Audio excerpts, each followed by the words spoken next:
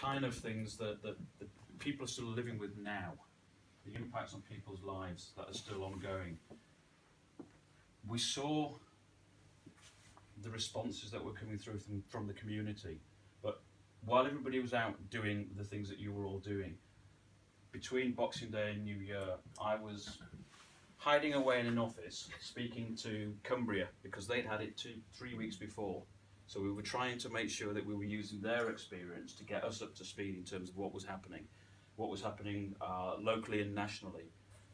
One of the messages that was coming across actually was that things weren't going as well as they should do in terms of communication, in terms of coherence.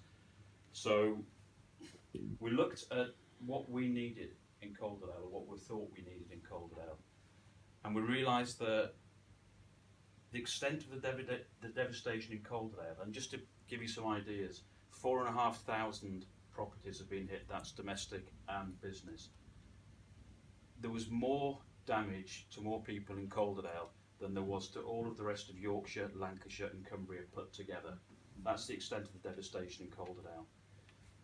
What that also gave us though was an opportunity, a very small window, because what happened then was that the eyes of government, the eyes of regional powers, the eyes of the national companies that we need to deal with, the national agencies, were on Calderdale. So we had to make the most of that opportunity to make sure that what happened in December wouldn't happen again. Now, let me be clear, there will be floods again in Calderdale. There's no point in saying that Calderdale will not flood again. It will. If you think about particularly the Upper Valley, if you think about Todmorden, Hebden Bridge, Mythenroyd, they exist because of water. It's a water-based economy. You know, mills opened there because it rained a lot and there was lots of water that could power the mills. Then steam came along and it needed water. And then people thought, well, how can we get our goods places? I know, let's build a canal because there's loads of water. It's on the lee side of a hill system. It rains a lot. There will be more floods. The task, as I see it, of the Flood Commission and of everybody else is to make sure that when it happens next, it doesn't happen as bad and people are protected better and recover quicker from it. The first part of that, how we make sure it doesn't happen as bad, very straightforward, is we make sure that all of the water doesn't hit the river at the same time. That's the absolute key thing. There are lots of different solutions to that, and some of the things that the Flood Commission has been talking to people about and listening to people from are all of the different ideas. We've had 5 meetings so far. We had one in Mythenroyd, which was the first meeting, each meeting has had a theme to it. So the first meeting was about people and place. We heard about issues around getting houses repaired, the big issue around insurance, but also some of the things that you've touched on as well in terms of the emotional impact. People in the Upper Valley and also around here, because let's not forget that Ellen and Brigg House were flooded as well. Mm-hmm. People are going through what you can only describe as post-traumatic stress. Mm-hmm. That's what people are going through at the moment.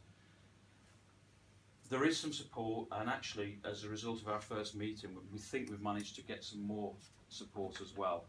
There was some ring-fenced funding which was given to the Community Foundation, and who have done a phenomenal job. They got over £2 million, and I don't know whether anybody knows yet whether they've got their match. I think they were hoping for some match funding from government as well. Some of that money was ring-fenced for certain things, and there was some money that was ring-fenced from the health service for health matters in Todmorden. So what they're going to do is they're talking with public health in Calderdale Council to see if they can get a pilot scheme up and running to help people through some of the emotional issues that they're going to have. Because it's hit some people already, but some people it will hit later, it will hit further down the line. It's a grief process that people are going through. And at some point, it may not be this week, it may not be next week, but it will hit them. The important thing then is that there is somebody there to be there for them at that time. It's not about saying, let's get referred and get some treatment in 3 months. It's having somebody there at that time. So that's what that pilot's going to look at. The second meeting was about the economy, because that is massive. In terms of Calderdale, Leeds had a couple of really big companies that were hit. Most of the people that work in those big companies don't actually live in that area. In Calderdale, you've got people who work for a company, live in the same town. There are companies that have been hit not because they were flooded, but because the company that supplies them were flooded, or the company that they supply. The whole economic chain within Calderdale has been massively damaged.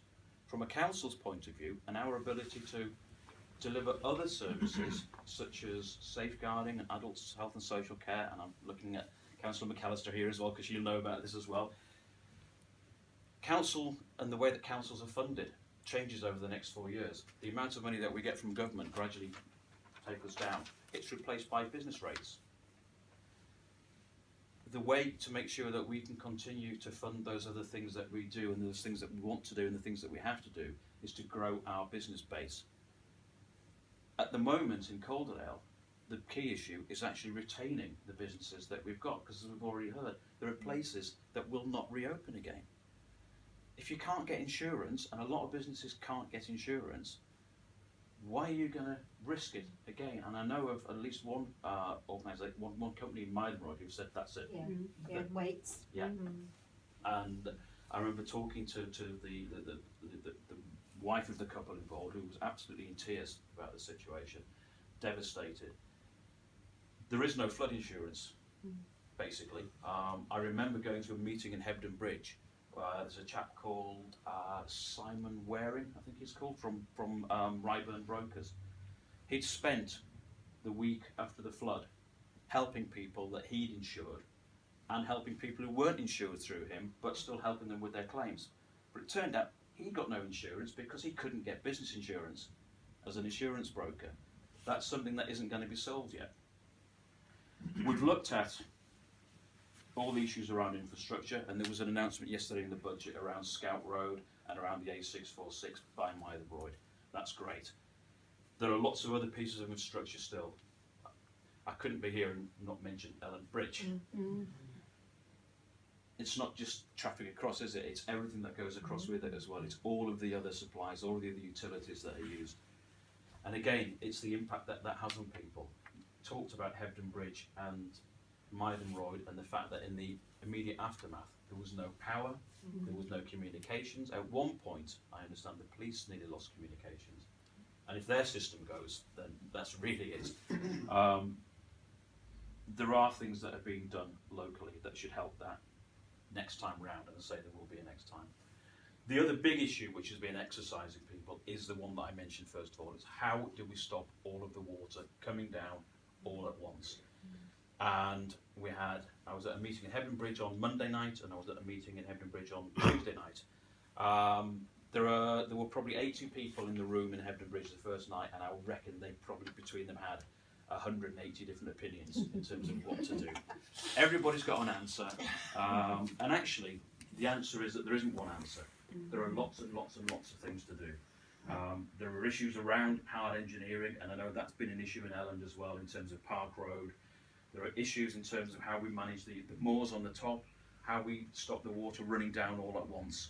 We've had all sorts of great ideas, from leaky dams, which are sort of logs across streams which just slow the water down.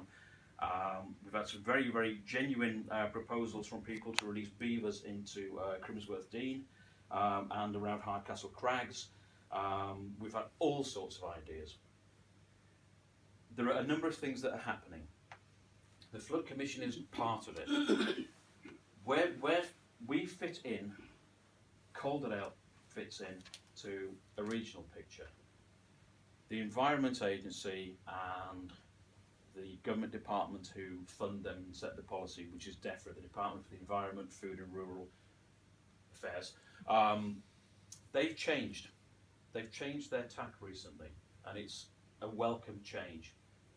What they look at now are what they call catchment plans, and this is a really, really fundamental shift. In the past, if Mytherboyd flooded, they'd say, right, let's build a big wall in Mytherboyd, that'll stop it flooding. That's okay, except what it does is it means that you get a really big, fast volume of water, which will then probably take out London Foot. And we could do it all the way down, and we'd probably have a new marina in Wakefield. There are one or two people in Calderdale saying that's fine. A whole catchment plan needs to look at everything. It needs to look at everything from where the water falls on the moors, and some of that rain falls in Lancashire and comes down here. Shocking, I know. And also, apparently, the Calder doesn't fall off the end of the world just past Brighouse. It carries on as well. A catchment plan looks at the whole area and it looks at every element of it. There are challenges that come with that. There are challenges in terms of how organisations are currently set up and what they're set up to do. A simple example is that DEFRA can talk about a catchment plan, and as I say, it covers the area of the river catchment. Calderdale is a geographic area set up by the Department for Communities and Local Government. They don't sit on the same footprint. So we can say to DEFRA, okay, catchment plan, love it, that's brilliant. How do we fund all these different things? That bit's okay, but that bit we'll need to think about how we do that with a different local authority. So we're challenging them at the moment. We've had 5 public meetings in different localities. They've all been really, really good. They've all looked at the different themes. The 6th meeting is going to be on Monday, and that's going to be in one of the committee rooms in Westminster, where we're going to take some of our ideas and some of our questions down to government ministers and down to some of the senior officials, certainly within DEFRA and possibly within the Department of Communities and Local Government as well. Once we've done that, we will then come back. We'll be having another public meeting in Todmorden to say, this is what we think at the moment, have we got it right?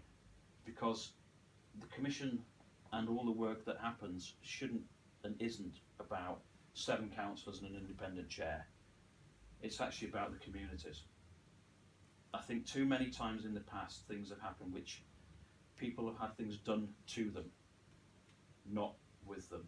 And I think for the communities that have been affected, people need to feel that they are part of that process. They need to feel that they are part of the decision making. They need to know what's going to happen next time.